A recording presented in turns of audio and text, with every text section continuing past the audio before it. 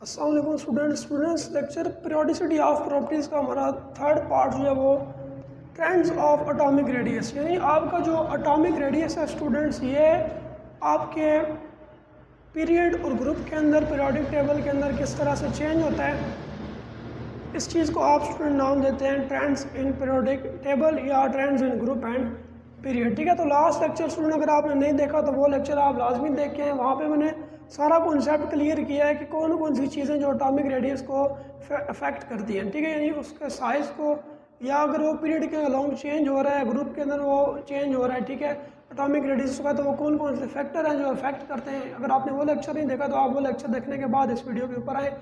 लेकिन यहाँ पे मैं थोड़ा यहाँ पे ब्रीफली वो इन चीज़ों को डिस्कस करूँगा। ठीक है, तो यहाँ पे देखिए स्टूडेंट्स के, अगर आपका एटॉमिक रेडियस जो है वो ग्रुप के अंदर है तो वो किस तरह से चेंज हो रहा है। स्टूडेंट्स तीन फैक्टर जो है वो अफेक्ट करते हैं एटॉमिक रेडियस को। ठीक है, सबसे पहले नंबर ऑफ़ शेल्स आपने याद रखना है कि एक ग्रुप के अंदर आपके नंबर ऑफ़ शेल्स हमेशा बढ़ेंगे। नंबर ऑफ़ शेल्स एक ग्रुप के अंदर हमेशा बढ़ेंगे। क्यों बढ़ेंगे? क्योंकि आपका जो हमारे पास एटॉमिक नंबर है ना, वो ग्रुप के अंदर बढ़ रहा होता है। यहाँ पे मैंने स्टूडेंट्स कुछ ग्रुप्स और कुछ पीरियड्स पीरियोडिक टेबल में से शॉर्टली कुछ मेंशन किए, आपको कॉन्सेप्ट क्लियर हो जाएगा कि 1, 3, 11, 19 यानी एटॉमिक नंबर जो है वो ग्रुप के अंदर, जब आप टॉप टू बॉटम मूव कर दें स्टूडेंट्स को आप ग्रुप कहते हैं, जब आप लेफ्ट टू राइट मूव कर दें जिसको आप पीरियड कहते हैं। ठीक है, तो जब आप टॉप टू बॉटम मूव कर रहे हैं तो आपका जो एटॉमिक नंबर है स्टूडेंट्स वो बढ़ रहा है। ठीक है, जब आपका एटॉमिक नंबर बढ़ेगा तो आपके पास जो नंबर ऑफ इलेक्ट्रॉन है वो बढ़ेंगे। ठीक है, नंबर ऑफ प्रोटॉन बढ़ेंगे ना student, atomic number of proton के इक्वल होता है। नंबर ऑफ प्रोटॉन बढ़ेंगे तो नंबर ऑफ इलेक्ट्रॉन और नंबर ऑफ प्रोटॉन एक एटम के अंदर इक्वल होते हैं, तो इस तरह आपके नंबर ऑफ इलेक्ट्रॉन भी बढ़ेंगे। और जब आपके नंबर ऑफ इलेक्ट्रॉन बढ़ेंगे तो स्टूडेंट्स आपके पास जो नंबर ऑफ शेल्स हैं वो भी बढ़ेंगे। तो जब आप नंबर ऑफ़ शेल्स बढ़ेंगे स्टूडेंट, तो मैंने आपको पिछले लेक्चर के अंदर बताया कि नंबर ऑफ़ शेल्स जो है ये एटॉमिक रेडियस के स्टूडेंट्स डायरेक्टली प्रोपोर्शनल है, यानी जितने नंबर ऑफ़ शेल्स बढ़ेंगे उतना उसका एटॉमिक रेडियस बढ़ेगा। तो स्टूडेंट्स जो शील्डिंग इफेक्ट है स्टूडेंट्स, शील्डिंग इफेक्ट किस तरह से अफेक्ट करता है एटॉमिक रेडियस को ग्रुप के अंदर। अब यहाँ पे देखें जैसे जैसे नंबर ऑफ़ शेल्स बढ़े, नंबर ऑफ़ शेल्स बढ़े स्टूडेंट्स, यहाँ में सपोज करें आपके पास जो नंबर ऑफ़ शेल है वो आपके पास 1 है। ठीक है, यहाँ पे तो आपका नंबर ऑफ शेल है वो स्टूडेंट्स 1 है। ठीक है, इसके अगर हम इलेक्ट्रॉनिक कन्फिग्रेशन लिखें तो इसको हम लिख सकते हैं 1s। इसके अंदर 1 इलेक्ट्रॉन होता है, हाइड्रोजन का एटॉमिक नंबर 1 है तो 1s1 इसको हम लिखते हैं।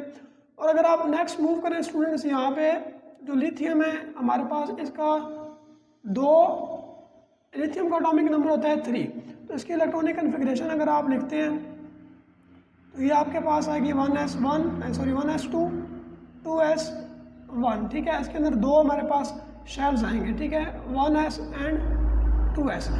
तो नंबर ऑफ शेल्स जो है स्टूडेंट्स वो तो बढ़ रहे हैं। ठीक है, और यहाँ पे अगर आप स्टूडेंट्स देखें सोडियम के केस में, सोडियम का एटॉमिक नंबर आपके पास 11 है, इसको आप देखेंगे 1s2 2s2 2p6 and 3s1 2 4 10 and 11। अब स्टूडेंट्स यहाँ पे हमारे पास 1 2 और 3 स्टूडेंट्स, हमारे पास 3 इसके अंदर शेल्स आ रहे हैं। ठीक है, जो नंबर है 1 2 3 ये शेल्स को रिप्रेजेंट करता है, तो यहाँ पे हमारे पास स्टूडेंट 3 हमारे पास जो है वो सब शेल्स हैं, सॉरी शेल्स हैं। अब जब शेल्स स्टूडेंट यहाँ पे 1 है, यहाँ पे 2 है, यहाँ पे 3 है, तो जब शेल्स आएंगे तो स्टूडेंट्स इनके अंदर इलेक्ट्रॉन होंगे। ठीक है, यहाँ पे इलेक्ट्रॉन, यहाँ पे इलेक्ट्रॉन, यहाँ पे इलेक्ट्रॉन, यहाँ पे एक इलेक्ट्रॉन सपोज करें यहाँ पे, मैं सारों को मेंशन नहीं कर रहा, जस्ट आपको कॉन्सेप्ट समझाने के लिए। ठीक है, तो शील्डिंग इफेक्ट ये होता है कि जो न्यूक्लियर है, न्यूक्लियस का जो न्यूक्लियर चार्ज है ये बाहर वाले इलेक्ट्रॉन्स को अपनी तरफ खींचता है। तो अब ये इलेक्ट्रॉन नेगेटिव चार्ज है, यहाँ पे भी नेगेटिव चार्ज है, अब ये इलेक्ट्रॉन अंदर आएगा तो ये जो नेगेटिव चार्ज है ये उसको रिपेल करेगा। ठीक है, तो इस जो अट्रैक्शन है इसके अगेंस्ट वो शील्ड के तौर पर काम करता है, इसी को हम शील्डिंग इफेक्ट कहते हैं। ठीक है, तो ये जो शील्डिंग इफेक्ट है स्टूडेंट्स, ये नंबर ऑफ शेल्स बढ़ने से ये बढ़ता है, क्योंकि नंबर ऑफ शेल्स बढ़ने से आपके इनर इलेक्ट्रॉन्स बढ़ते हैं तो आपका शील्डिंग इफेक्ट भी बढ़ता है। तो जब आपका एक ग्रुप के अंदर शील्डिंग इफेक्ट बढ़ता है, तो जब शील्डिंग इफेक्ट बढ़ेगा तो ये जो न्यूक्लियर चार्ज होगा ये बाहर वाले इलेक्ट्रॉन को अपनी तरफ नहीं खींच पाएगा, जिसकी वजह से आपका जो एटॉमिक रेडियस है वो बढ़ता चला जाएगा। ठीक है, शील्डिंग इफेक्ट भी आपने याद रखना है, ये आपके एटॉमिक रेडियस के डायरेक्टली प्रोपोर्शनल होता है। शील्डिंग इफेक्ट बढ़ रहा है ग्रुप के अंदर तो एटॉमिक रेडियस भी आपका बढ़ेगा, ठीक है। तो इसके ट्रेंड के according atomic radius number of shells बढ़ने से भी बढ़ेगा और शील्डिंग इफेक्ट बढ़ने से भी बढ़ेगा। अब इफेक्टिव न्यूक्लियर चार्ज को भी मैं लेक्चर के अंदर डिस्कस कर चुका हूँ। तो इफेक्टिव न्यूक्लियर चार्ज स्टूडेंट्स आपका ग्रुप के अंदर जो ना वो कम होता है, ठीक है। कम क्यों होता है कि जब आपका ये जो न्यूक्लियस है, ठीक है, ये बाहर वाले इलेक्ट्रॉन को, क्योंकि जब नंबर ऑफ शेल्स बढ़ते जा रहे हैं, ठीक है, अब ये इसको जिस फोर्स के साथ ये खींच सकता है, अब ये इस अगले नेक्स्ट जो इलेक्ट्रॉन है इसको नहीं खींच सकता, ठीक है। मतलब खींच सकता है लेकिन उतनी फोर्स इसकी नहीं होगी जितनी ये इसको खींचने के लिए लगाएगा, ठीक है। और इस तरह जब अगले नेक्स्ट पे जाएगा तो इसकी जो फोर्स है वो और कम हो जाएगी। जब न्यूक्लियर चार्ज कम हो रहा है तो यही चीज़ है कि न्यूक्लियर चार्ज कम होता है ग्रुप के अंदर। जब न्यूक्लियर चार्ज कम होता है तो न्यूक्लियर चार्ज जो ये एटॉमिक रेडियस के इनवर्स प्रोपोर्शनल है, तो आपका एटॉमिक रेडियस जो है वो ग्रुप के अंदर बढ़ता है, ठीक है।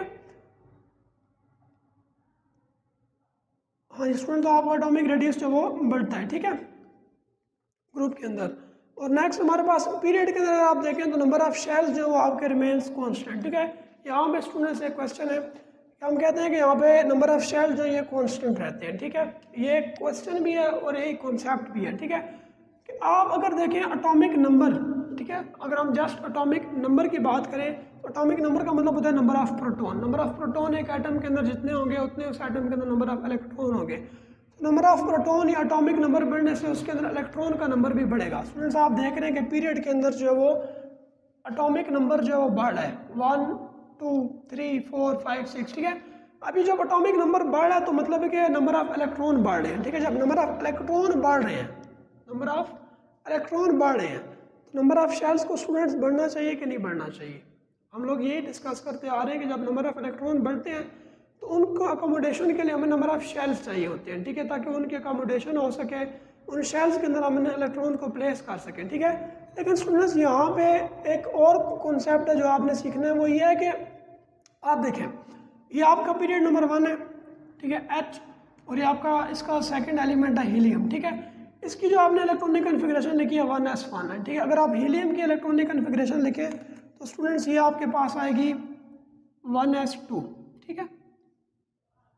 अब यहाँ पे पीरियड के अंदर यानी जब आप पीरियड के लॉन्ग मूव करें आपका एटॉमिक नंबर तो बढ़ रहा है, लेकिन स्टूडेंट्स आपका जो शेल है वो चेंज नहीं होता, ठीक है।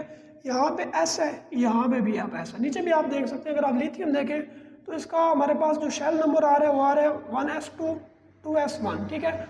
नेक्स्ट अगर आप देखें तो इसका बेरिलियम है, इसका एटॉमिक नंबर है 4, ठीक है।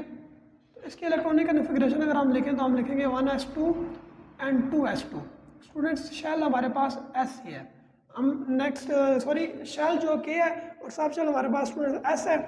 तो ये हमारे पास जो है ना वो शेल इसका चेंज नहीं हो रहा, ठीक है। नंबर ऑफ जो न्यू शेल है ना वो इसके अंदर से आपके पास स्टार्ट नहीं होता, ठीक है। यानी जो आपका नंबर ऑफ शेल्स हैं ये कांस्टेंट रहते हैं पीरियड के अंदर, ठीक है।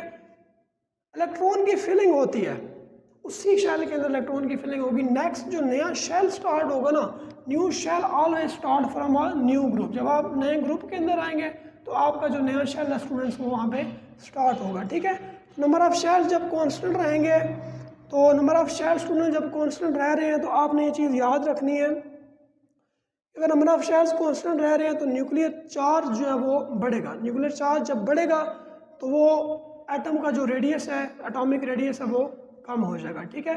जब शेल्स कम होंगे तो एटॉमिक जो न्यूक्लियर चार्ज है वो बाहर वाले इलेक्ट्रॉन को इजीली अपनी तरफ अट्रैक्ट करेगा, तो उनका जो एटॉमिक रेडियस है वो कॉन्ट्रैक्ट हो जाएगा और ये डिक्रीज हो जाएगा, ठीक है। अगर आप शील्डिंग इफेक्ट की बात करें तो उसमें जब नंबर ऑफ शेल्स नहीं बढ़ रहे तो उनके अंदर जो इनर इलेक्ट्रॉन्स हैं वो भी उस तरह नहीं होंगे, तो उनका जो शील्डिंग इफेक्ट है वो भी नहीं होगा। न्यूक्लियर चार्ज बाहर वालों को इजीली अपनी तरफ अट्रैक्ट कर सकेगा और इस तरह आपका जो एटॉमिक रेडियस है वो डिक्रीज होगा, ठीक है।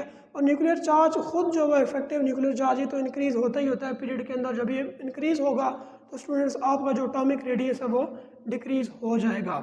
ऑल्सो स्टूडेंट्स ये एटॉमिक रेडियस का जो लेक्चर है आपको कम्प्लीटली जो वो समझ आ गया होगा।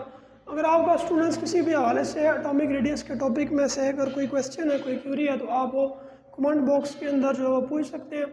और इस लेक्चर को स्टूडेंट्स अपने फ्रेंड्स के साथ भी लाजमी शेयर करें ताकि सब जो है वो इस लेक्चर से फ़ायदा उठा सकें।